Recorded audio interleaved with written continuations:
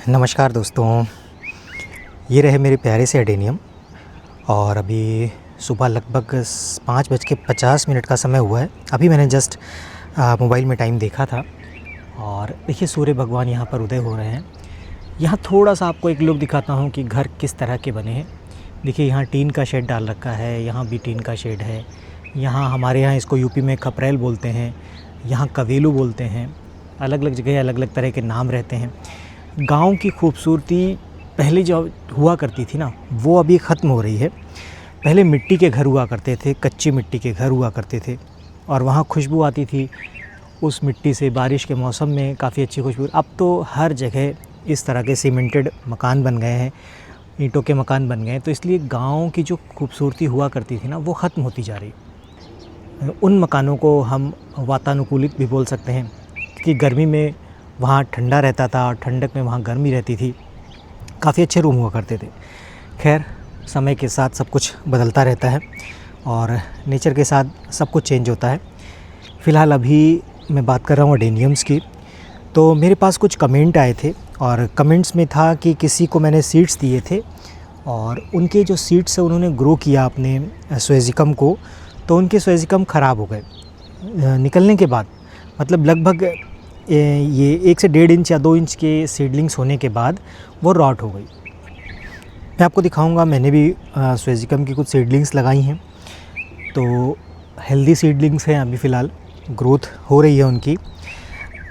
कारण क्या रहता है कि जब हम वाटरिंग ज़्यादा कर देते हैं तो वाटरिंग से हमारे जो स्वेजिकम हैं या कोई भी सीडलिंग्स हैं वो ख़राब हो सकते हैं। बहुत ज़्यादा अगर वाटरिंग कर दी तो पानी, तो गर्मी है तो पानी सभी को चाहिए, लेकिन पानी के साथ साथ उनको वेंटिलेशन चाहिए प्रॉपर, जहाँ हवा हो, हल्की धूप आती हो। क्योंकि जब आपकी सीडलिंग्स में थोड़ी लीव्स आ जाती हैं तो फिर वो थोड़ी धूप को बर्दाश्त करने के लायक हो जाते हैं। मान लीजिए 4 से 6 लीव्स आ गई तो आप उनको मॉर्निंग की धूप में, हल्की धूप में शिफ्ट कर सकते हैं और ऐसी जगह रखिए जहाँ वेंटिलेशन आता हो, प्रॉपर हवा आती हो। और उसके बाद आप वाटरिंग कीजिए तो थोड़ा लिमिट में वाटरिंग कीजिए, क्योंकि कोकोपीट में आपने अपने जो सीड्स हैं उनको लगाया है और कोकोपीट पानी को होल्ड करके रखता है। तो अगर आप बार बार रेगुलर उसको पानी दे रहे हैं सुबह शाम, गर्मी की वजह से आपको लग रहा है कि कहीं ड्राई ना हो जाए, तो ऐसी कंडीशन में जो स्टेम है वो रॉट हो जाता है। जहाँ मिट्टी से जॉइंट रहता है या फिर रूट ही रॉट हो जाती है, पूरी गल जाती है और हम समझ नहीं पाते। जब वो रॉट हो जाता है पूरा, फिर उसके बाद उसमें कुछ किया नहीं जा सकता और वो ख़राब हो जाता है। तो ऐसे में आपको ध्यान इतना रखना है कि पानी आपने लिमिट में देना है और बहुत ज़्यादा पानी नहीं देना है। और अगर कहीं पर आपने उसको ऐसी जगह रख रखा है जहाँ वेंटिलेशन प्रॉपर नहीं है, जहाँ पर हवा नहीं अच्छी से आ सकती है, तो ऐसी जगह रखिए जहाँ थोड़ा वेंटिलेशन हो, हवा आती जाती हो। और अगर उसमें 5 से 6 लीव्स आ गई हैं तो उनको आप हल्की धूप में शिफ्ट कर सकते हैं, मॉर्निंग की धूप में शिफ्ट कर दी, क्योंकि गर्मी बहुत ज़्यादा है।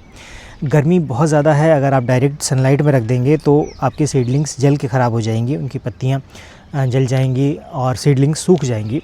तो इसलिए एकदम डायरेक्ट सनलाइट में ना रखिए। मॉर्निंग की हल्की धूप उनको मिल जाए आधे घंटे की तो वो पर्याप्त है। बस वेंटिलेशन प्रॉपर रहेगा तो आपके सीडलिंग्स ख़राब नहीं होंगे। इस तरह से आप उसको प्रॉपर केयर कर सकते हैं। और इस समय मेरे पास सीड्स अभी अवेलेबल नहीं हैं। ओबेसम के सीड्स अवेलेबल हैं, अगर किसी को चाहिए होगा तो व्हाट्सएप पर कमेंट कीजिएगा और रीज़नेबल रेट में उनको मिल जाएंगे। तो सीड पॉट मैंने ढेर सारे हार्वेस्ट किए हैं, तो अभी है हमारे पास सीड्स ओबेसम के, लेकिन अरेबिकम के अभी सीड नहीं हैं। सारे सीड्स मैंने सेल कर दिए। उसके बाद जो बचे थे सीड्स वो मैंने सारे ग्रो कर दिए हैं। तो वो जो मैंने ग्रो किए हैं वो कुछ समय बाद तैयार हो जाएंगे और वो फिर प्लांट्स आपको मिलना शुरू हो जाएंगे। कुछ समय से मतलब है मेरा लगभग 6 से 7 महीने लगने वाले हैं।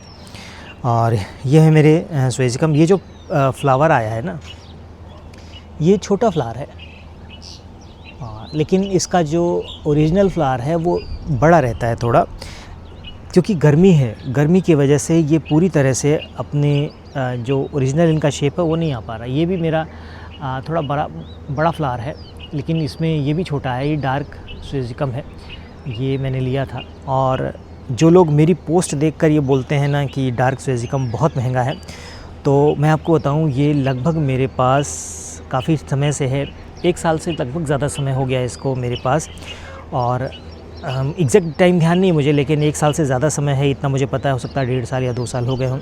लेकिन इसको मैंने, छोटा सा प्लांट था तब मैंने इसको लिया था, और 3,500 रुपये का मैंने उस समय इसको लिया था।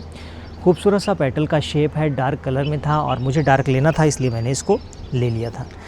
तो डार्क एक्चुअली मैंने आपको पहले ही बताया है कि स्वेजिकम का महंगे होने का रेट क्या, कारण क्या है, वो भी मैंने बताया। डार्क स्वेजिकम का थोड़ा और कॉस्टली होने का कारण क्या है, क्योंकि मान लीजिए अगर इस प्लांट में फ्यूचर में कभी सीड्स बनते हैं, तो उस सीड से जब मैं प्लांट अपने ग्रो करूँगा तो इसमें कुछ तो मेरे नॉर्मल कलर में चले जाएंगे, कुछ तो नॉर्मल फ्लावर वाले प्लांट मुझे मिलेंगे, और बहुत रेयर, मतलब कुछ ही प्लांट हैं जो सेम कलर मुझे मिलने वाला है। हालांकि मैं हैंड पॉलिनेट करता हूं तब भी। तो इसमें थोड़ी सी ये प्रॉब्लम मैंने देखी है, और हैंड पॉलिनेटेड सीड से मैंने कुछ ग्रो किए थे, लेकिन उनमें से मुझे अभी तक फ़िलहाल डार्क बहुत कम मिले हैं और नॉर्मल मुझे मिलते गए हैं। लेकिन अभी अपना सीड्स बन जाएगा तो देखेंगे, क्योंकि मैं इसमें ट्राई करने वाला हूँ, क्योंकि अभी तक तो ये थोड़ा छोटा प्लांट था, अभी ये थोड़ा मैच्योर हुआ है और सीड बनाने के लिए तैयार है। लगभग 3 साल से ज़्यादा की उम्र इसकी हो चुकी है। तो फिर मैं इसको सोच रहा हूँ कि बारिश आने के साथ ही मैं इसको रिपोर्ट करूँ या नहीं करूँ। अगर नहीं करता हूँ तो फिर मैं नेक्स्ट सीज़न में इसको रिपोर्ट करूँगा। आई थिंक कि फ़ेब या मार्च में इसको रिपोर्ट कर दूँगा। अभी फ़िलहाल मैं इसको इसी में रहने देता हूँ, क्योंकि बहुत ज़्यादा टाइम नहीं हुआ है मैंने इसको शिफ्ट किए हुए इसमें, तो इसलिए इसको इसमें रहने देते हैं। बाकी प्लांट्स की ग्रोथ यहाँ पर अच्छी। देखिए, दिन में बहुत ज़्यादा धूप रहती है। मैंने आपको बताया था कि टेम्परेचर यहाँ पर इस समय बहुत ज़्यादा जा रहा है, 46-47, कभी-कभी 50 भी हो जाता है। और इस समय चेतावनी भी सरकार के द्वारा जारी की गई है कि लगभग ये 25 तारीख से 2 तारीख तक का समय है। ये 9 दिन का टाइम रहता है, जिसको हमारे यहाँ नौतपा बोलते हैं, और आई थिंक कि आम बोलचाल की भाषा में भी इसको नौतपा ही बोला जाता है। तो इस गर्मी में बच के रहना है, आपको भी बचना है, अपने प्लांट्स को भी हो सके तो बचाइए। क्योंकि मेरे पास यहाँ प्रॉपर स्पेस, मतलब जगह नहीं है जहाँ मैं अपनी ग्रीन नेट को बांधूँ, क्योंकि यहाँ सारा ओपन है चारों तरफ से। फ्यूचर में देखेंगे, कुछ रॉड वगैरह लगाकर मैं कुछ करूँगा, लेकिन फ़िलहाल अभी ऐसा कुछ है नहीं। तो मैंने प्लांट्स को ओपन में ही रखा है। पानी इनको प्रॉपर मैं दे रहा हूँ, लेकिन उसके बाद भी किसी दिन धूप बहुत ज़्यादा हो जाती है तो लीव्स है ना, इस तरह से कुछ एक लीव्स जल जाती हैं। तो आप लोग के पास अगर ग्रीन शेड की व्यवस्था है तो आप ग्रीन नेट बांध दीजिए, ग्रीन शेड लगा दीजिए। और कुछ दिनों की बात है, फिर आपके यहाँ तो खैर जून में भी, अगर आप उत्तर भारत से हैं, दिल्ली से हैं, तो हरियाणा से हैं, तो यहाँ पर अभी जून में भी गर्मी पड़ने वाली है काफ़ी अच्छी। जहाँ मैं हूँ यहाँ पर जून में मानसून आ जाएगा, लगभग 7 से 15 के आसपास यहाँ मानसून आ जाएगा। तो मुझे अभी फ़िलहाल बहुत ज़्यादा ज़रूरत नहीं लग रही है, क्योंकि अभी कुछ समय तक तो इनकी केयर, अब जब बहुत गर्मी थी अभी तब इन्होंने बर्दाश्त कर ली है, तो ये थोड़ी सी गर्मी है, ये भी आराम से इनकी हो जाएगी। उसके बाद फिर बारिश आ जाएगी, बारिश में इनकी ग्रोथ अच्छी होने वाली है, इनकी जो खूबसूरती है वो बढ़ने वाली है। आपको मैं वीडियो देता रहूँगा। और अभी फ़िलहाल हो सकता है कि 2 से 3 तारीख तक मैं आपको वीडियोज़ ना दे पाऊँ, लेकिन मेरे पास कमेंट आते हैं तो कोशिश करूँगा थोड़ा सा समय निकाल कर कि आपके लिए मैं इन्फॉर्मेटिव वीडियो बनाता रहूँ।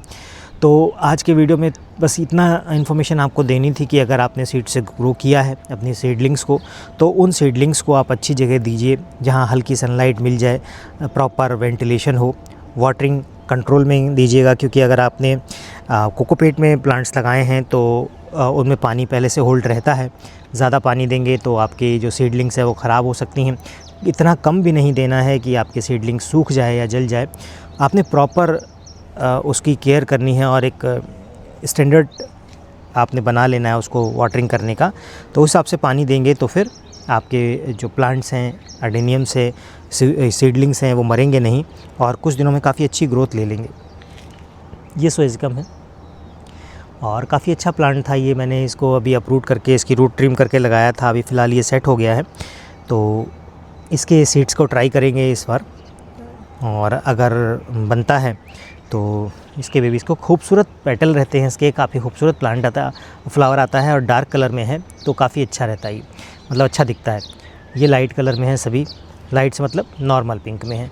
ये भी नॉर्मल पिंक में है मेरे पास, और ये डार्क आपको दिखाई दिया। बाकी यहाँ पर कुछ सीडलिंग्स हैं जो डार्क पिंक कलर की फ्लावर की मैंने ली हैं, लेकिन अभी अगर उनमें फ्लावरिंग आने के बाद वो डार्क में कन्वर्ट होता है तो फिर उसको डार्क कह सकते हैं, अदरवाइज़ वो नॉर्मल या फिर लाइट में कन्वर्ट हो जाता है।